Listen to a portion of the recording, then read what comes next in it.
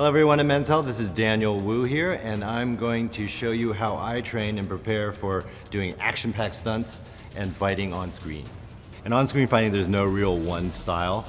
You have to mold yourself to fit into the choreography or the style of the character that you're fighting with. And so it can change over time, and being stuck in one style makes you very limited. And so you want to be able to be fluid and broad in terms of your style. And also, most important thing is being mobile and being a good mover and being able to be receptive to choreography and kind of sometimes you're doing crazy movements that are martial arts related, but you probably never do in a real fight, but are really cool on screen.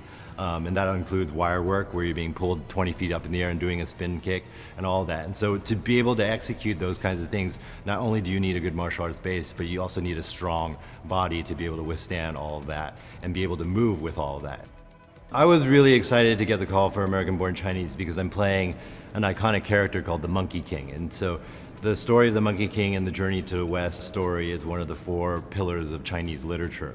So it's an important story in our culture. And so it's exciting to be able to bring that character life to Disney Plus and bring it to a broader audience that doesn't necessarily know the background of the Monkey King's character. And to have the opportunity to expose that to kids all over the country is really exciting because I grew up with the Monkey King and I'm excited to be able to share that with everyone else. Today we're going to show you kind of the whole range of how I work out. I start really slow by doing a bit of warm-up, activation exercises, getting all the muscles to activate. So what we're going to see is a combination of activation exercises, stretches, and then into the workouts, which will be a combination of martial arts as well as functional strength training. This is a CLUBBELL. It's a very good training device. And so we're training basically your whole arm here in this movement here. And you're going to be working the shoulders as well as the forearm, elbow, all this whole system, because in punching, all this gets used, so you got to get this activated. So we're going to do elbow supination first. It's very easy. Hold the club up in a 90-degree position here, and we're going to just rotate it out 90 degrees and bring it back up.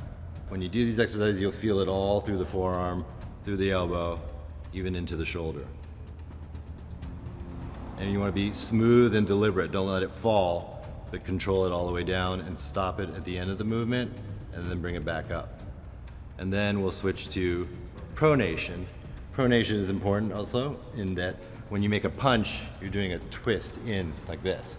So this system needs to be strong as well. And so the pronation here, we're doing the opposite direction. So you bring it down to horizontal, bring it back up to 90.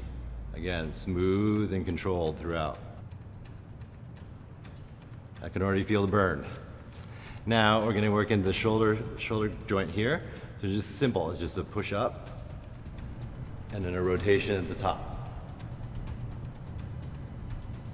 So this is getting the whole entire line of your arm into your shoulder joint, into your lats, and activating that, warming it up. This next movement is also for a little more detail work on the shoulder and getting the shoulder loose and limber. We use this kind of action a lot in weapons work when you're working with swords or staffs and things like that.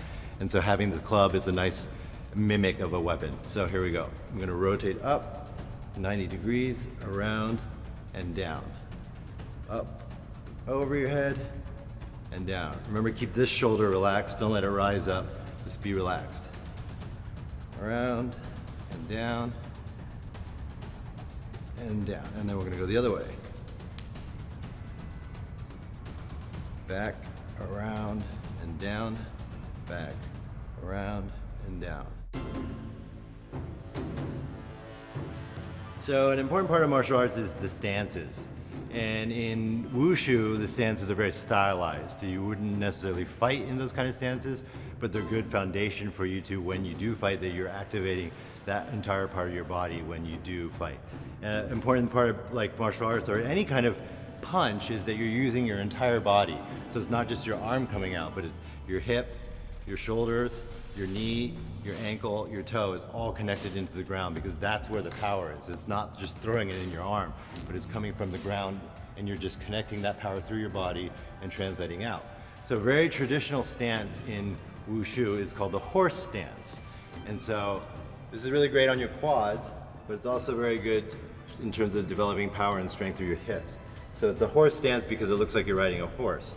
And sometimes you keep your hands out, sometimes you keep your hands here, You can go a little bit higher sometimes, depending on your level. We'll start in the middle right here, and then you want to step out into what's called a bow stance. So this action here from a horse to a bow stance is what you would do normally in a punch. So when you're standing square on somebody and you punch, you're going to do a transfer through your hip. And that's where the power comes from. It comes from here, from the ground, through your hip, through your hand, and that's where the power comes from. So when we train traditional stances, we're training for that movement. So we're going to go from one stance, bow stance, back to a horse stance, back to a bow stance, back to a horse stance. And then you can slowly add arm movements or punches. So punch, punch, punch, punch, punch, punch, right? And these are the stances that are the basic foundation of any Chinese martial arts. Again, may not be practical in real life. In real fighting, you're never gonna fight somebody like that, but in real life, you will fight somebody like this. And to have that power transfer through the stance work is very important. So we're gonna do a rear lunge overhead press. This activates everything from the toes to the ends of your fingertips. So you're gonna go through your toe, ankle, knee, hip, psoas, core, shoulder, all the way through your forearm to your fingertips. So from this position, bringing it up, we're gonna take a step back. So the kettlebell part is the same like you step back, bring it down to your knee, bring it back up, and do a press up, down. Remember, keep your ribs flat.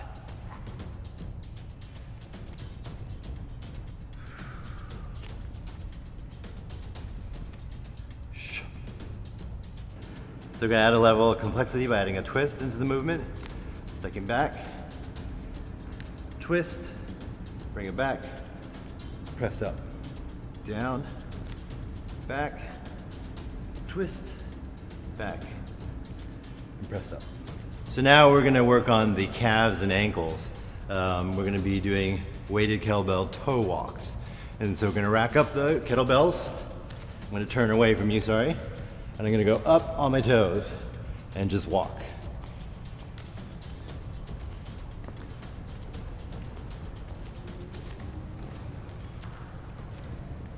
Come back.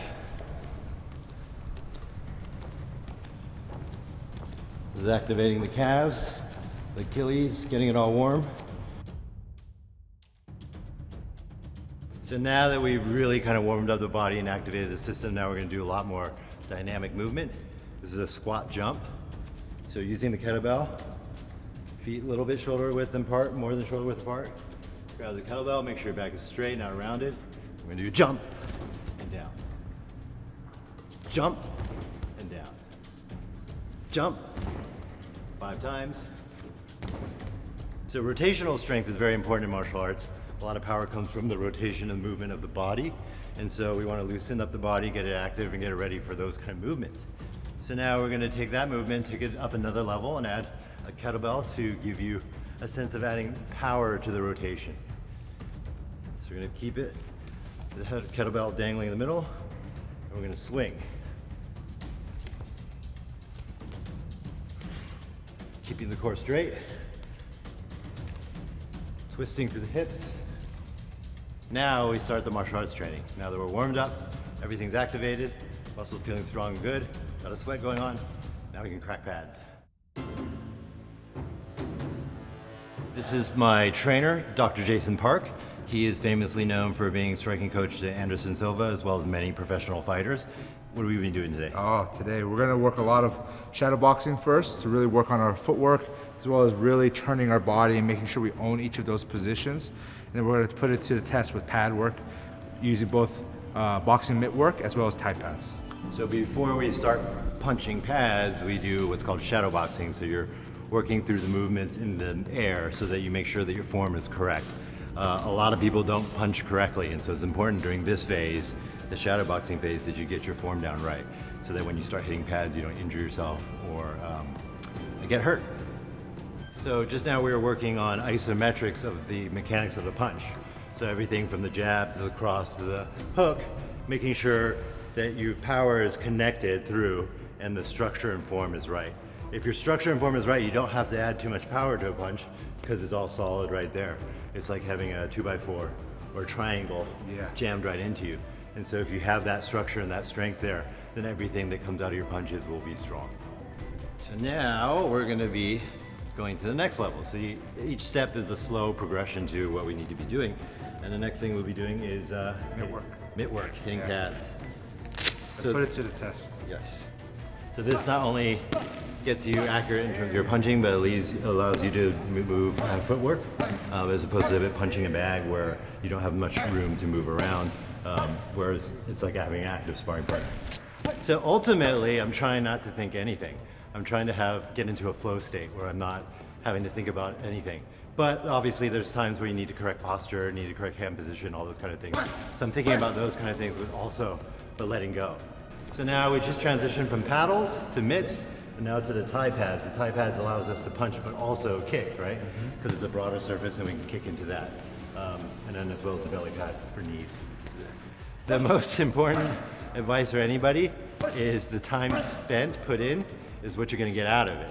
So if you get lazy or you don't have the discipline, you'll never achieve anything in it. So you have to put in more time and more effort to get the results you want. But be smart about it. Don't just go in there and go crazy with no warm up.